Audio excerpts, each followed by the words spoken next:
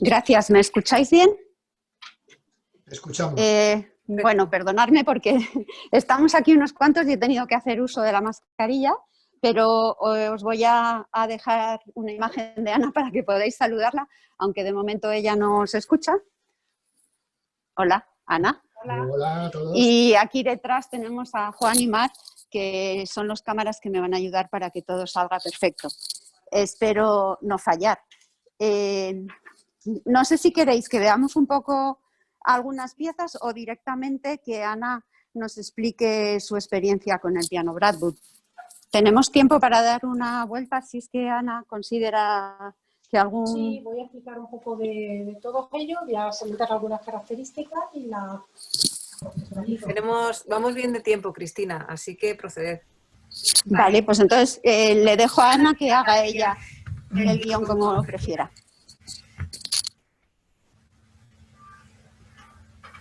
Muy bien, pues muchas gracias, Cristina. Buenos días a todos. Mi nombre es Ana Benavides, soy pianista, catedrática del Conservatorio Superior de Madrid y profesora de la Universidad Carlos III de Madrid. La verdad que tengo que decir, en primer lugar, que estoy muy emocionada, muy entusiasmada con la exposición que se va a hacer hoy, con este congreso. Tengo que agradecer enormemente a Instrumenta y todo su equipo por la magnífica labor que realiza en pro de estos instrumentos y de su música. La verdad es que cuando me llamó Cristina en mayo y me dijo, Ana, tenemos una idea, yo creo que buena, para presentar Instrumenta con motivo del 250 aniversario de Beethoven, y es presentar el Bradwood de 1801 reparado y para que suene. ¿Te gustaría hacer las pruebas musicales? Digo, claro, ¿cómo no? Era una oportunidad fantástica y la verdad es que yo encantada, porque la verdad es que tocar en este instrumento siempre ha sido un reto, porque recuerdo en todas las visitas que hacía, o que estaba haciendo hasta ahora con los alumnos aquí a la fundación, me acuerdo que, claro, todos querían probar este instrumento para acercar a Beethoven. Y claro, cuando tocábamos tres notas, pues todos nos huíamos, ¿no? Literalmente. Pues bueno, he de agradecer a la Fundación ACEN, a su presidente Félix ACEN, a su directora Cristina ACEN y a Rafael Maricón por haber acometido esta empresa de restauración de este piano, que, bueno, era un instrumento musical, pero quizás no era tan musical porque no sonaba. Y bueno, le han dado vida a un instrumento muerto, creo yo. Así que yo lo que voy a hacer en este ratito que vamos a tener es presentar unos fragmentos, unas 5 piezas variadas, que están enmarcadas un poco en el ámbito cronológico del piano que tenemos. O sea, que están un poco entre 1796 y 1801. Bien, estas piezas son todas de Beethoven. Y bueno, quiero empezar con la primera de ellas. Es un rondó en do mayor. Y como van a apreciar, es una pieza muy cercana al clave. Realmente tenemos un piano todavía como muy primitivo. La verdad es que es una perfecta recreación de ese grave por pianoforte que decía Cristofori, porque realmente viene a ser como, se puede ver bien como un clave evolucionado o como un piano primitivo. Pues bien, voy a tocar un poquito este rondón, un fragmento, para que ustedes ya vayan percibiendo el sonido de este maravilloso instrumento.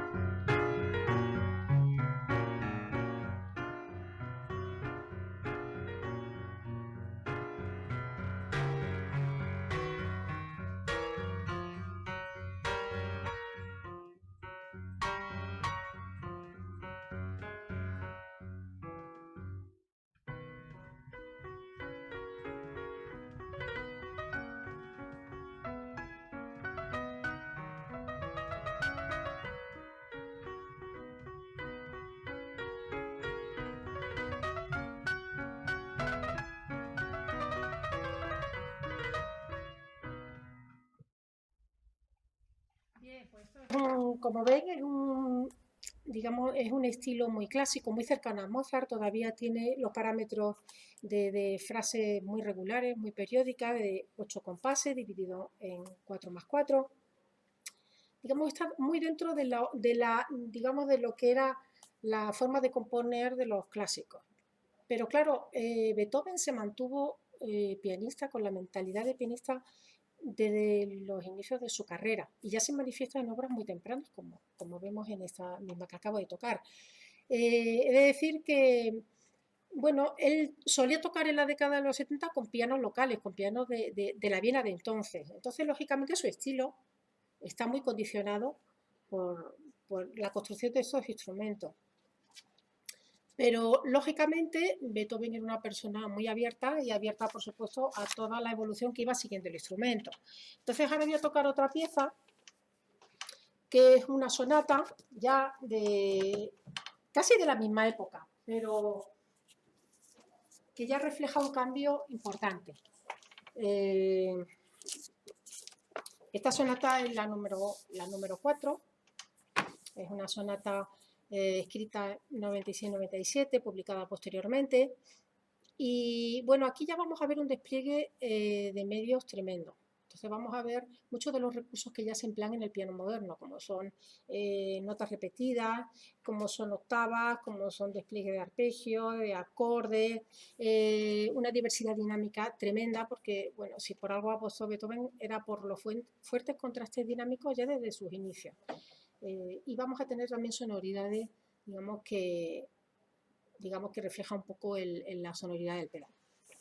Voy a tocar, como le digo, un poquito de esta sonata para que perciban otra forma de componer muy diferente, y que curiosamente coincide cronológicamente con la pieza que acabo de tocar.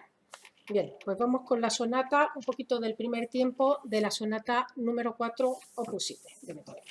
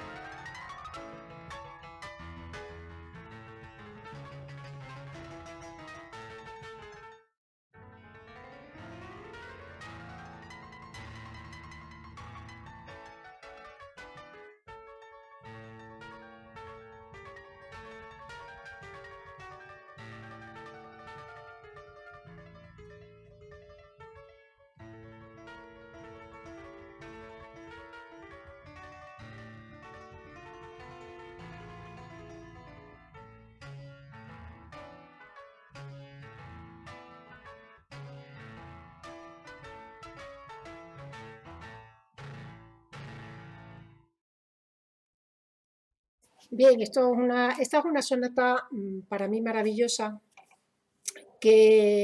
bueno, en donde, como les he comentado anteriormente, Beethoven ya requería mucho de los recursos del piano.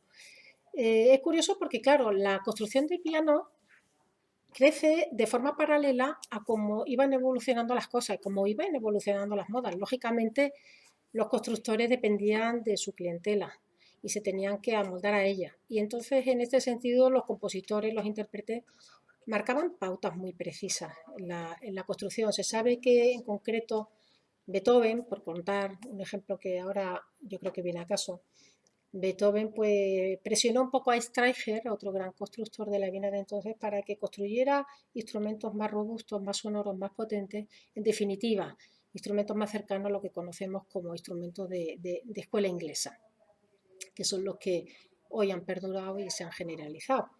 Entonces, esta sonata yo creo que es un reflejo óptimo de esta evolución del instrumento, digamos, alemán o de corte vienés, mucho más corto de sonido, menos potente, pero más diferenciado en color, tímbricamente y con una articulación muy clara que propiciaba el estilo de Mozart o de Haydn. Es fácil un poco detectar o intuir el estilo de los pianos por las propias composiciones de los compositores.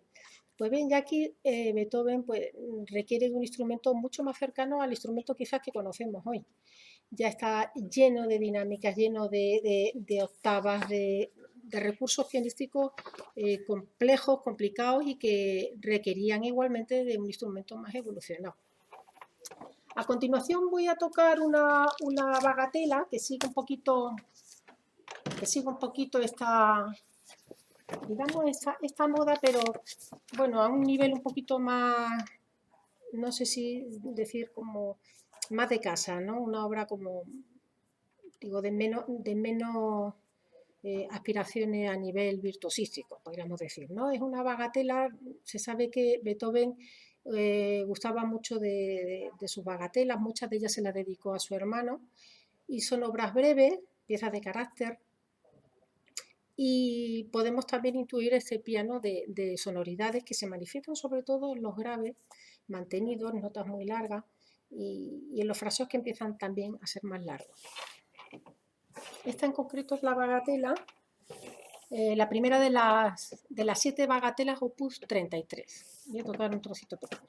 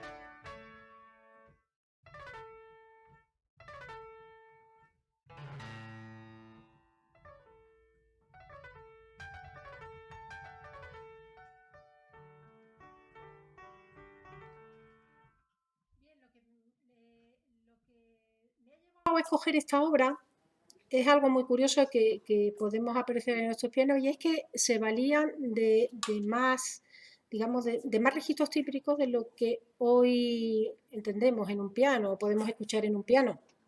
El piano de hoy es mucho más uniforme, tímbricamente, más uniforme de color, y aquí Beethoven pues hace, digamos, ese juego entre los diferentes registros, como ustedes habrán visto en este pedazo.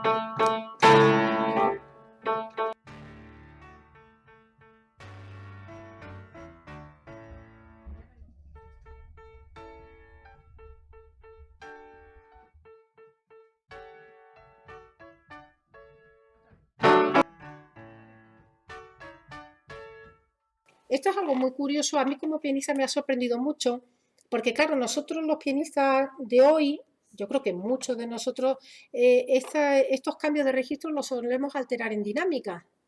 Curiosamente, aquí Beethoven no altera la dinámica, altera la altura, pero no altera la dinámica, no hay cambio ninguno en dinámica. ¿Y por qué? Eso tiene una justificación precisamente por este cambio de color que tenían los pianos de entonces en la época de Beethoven. He de decir que, claro, lógicamente la historia de del piano va evolucionando, se van abriendo dos escuelas importantísimas, la alemana y la inglesa, y conforme va evolucionando el piano, van evolucionando también pues, lo que era su mecánica. Y sí he traído una obra que me parece interesantísima y yo creo que era la primera referencia que tenía en mente cuando Cristina me hizo esta llamada en mayo, era la sonata del Claro de Luna. Siempre ha habido y suele haber aún hoy mucha discusión sobre el tema del pedal en el primer tiempo de esta sonata.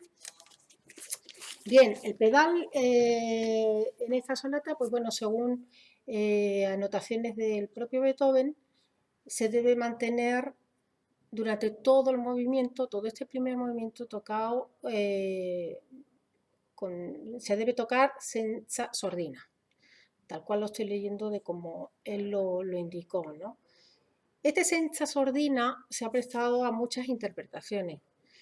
Yo creo que la que más ha perdurado es la de Czerny, porque Czerny fue alumno de Beethoven, lo conoció, y es la que se decanta porque la senza sordina hace referencia al pedal derecho. Entonces,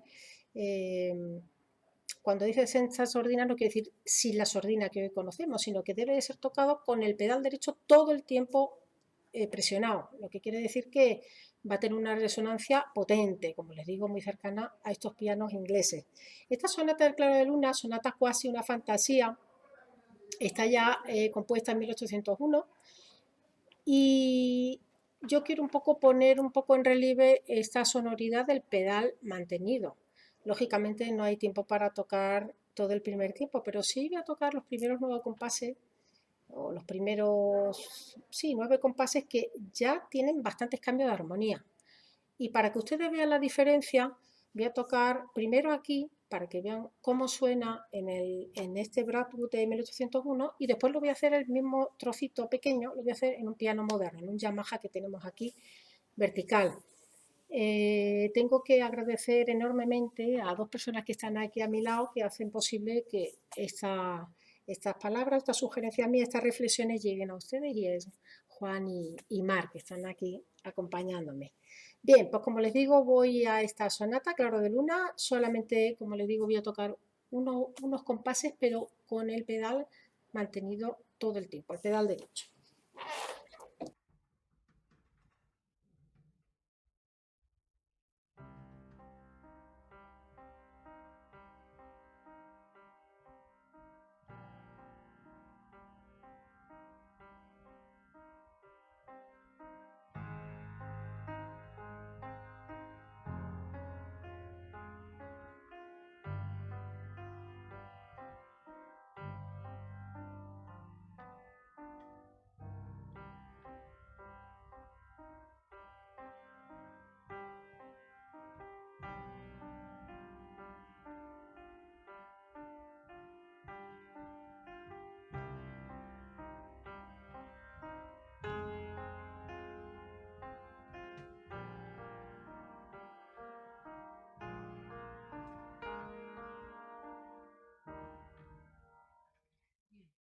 Como les digo, ahora vamos a ir a otro pedal moderno para que vean, ustedes perciban la diferencia con el actual.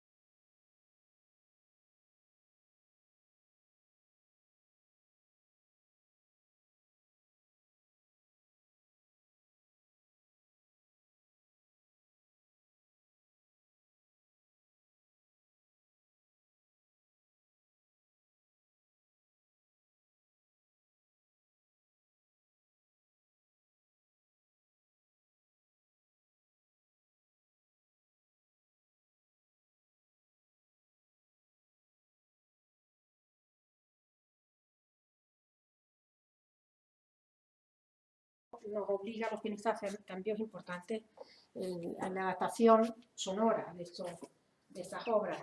Es curioso porque el pedal, si hay algún mecanismo o algún artilugio en el piano que nos explique o que ejemplice de maravilla la evolución del instrumento, es el pedal. El pedal ha tenido una historia vinculada al nacimiento del piano y un protagonismo absoluto, sobre todo a partir del siglo XIX. Como saben, el pedal primero se instalaba a modo de manuales.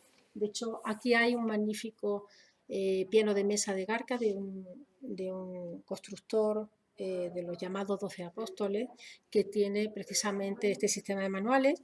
Después el pedal fue evolucionando en su ubicación y se fue instalando en la parte, digamos, posterior del teclado, a modo de rodilleras, que fue el pedal precisamente que conoció Mozart. Y de las rodilleras pasamos a los pedales. En realidad, la colocación del pedal para los pies, ¿no? Digamos, tuvo digamos como varios estadios. Quiero destacar la de Bradwood, que hizo la patente de los pedales adosados a las patas delanteras del instrumento. Esto fue una patente, creo que fue de 1783, pero curiosamente en 1770 y largo, ahí ya un piano de Bakers, de un constructor también del ámbito inglés, y que ya llevaban los pedales adosados a las patas, con lo cual la patente fue, digamos, un poco posterior a lo que fue la idea en sí.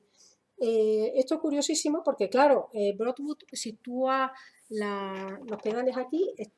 La verdad es que tengo que decir que es un poco incómodo y además me obliga un poco a mentalizarme a la hora de empezar a tocar, porque claro, la mentalidad del pianista de hoy es poner los pies en el medio para la lira central, que es como lo tenemos ya ubicado, pero sin embargo aquí, pues bueno, hay que disponer otra postura. Bien, pues esto fue una idea de Broadwood, ya adelantada por Bakers, como lo acabo de adelantar, pero digamos, hubo otras variantes que no vienen al caso, pero bueno, en cualquier caso quería mostrarle un poco cómo funcionaba esta alma del piano, como decían pianistas como Rubinstein. No sé cuánto tiempo me queda.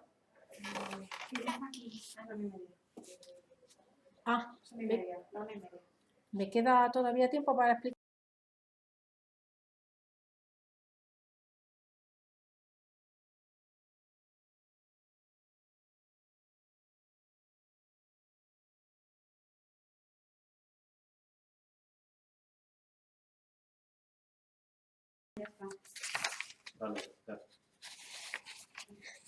Bien, quería finalizar con un breve apunte de la Patética, también una obra muy significativa de Beethoven, tocar un poquito para que vean ustedes también la sonoridad en esta sonata, que es de 1798-1799.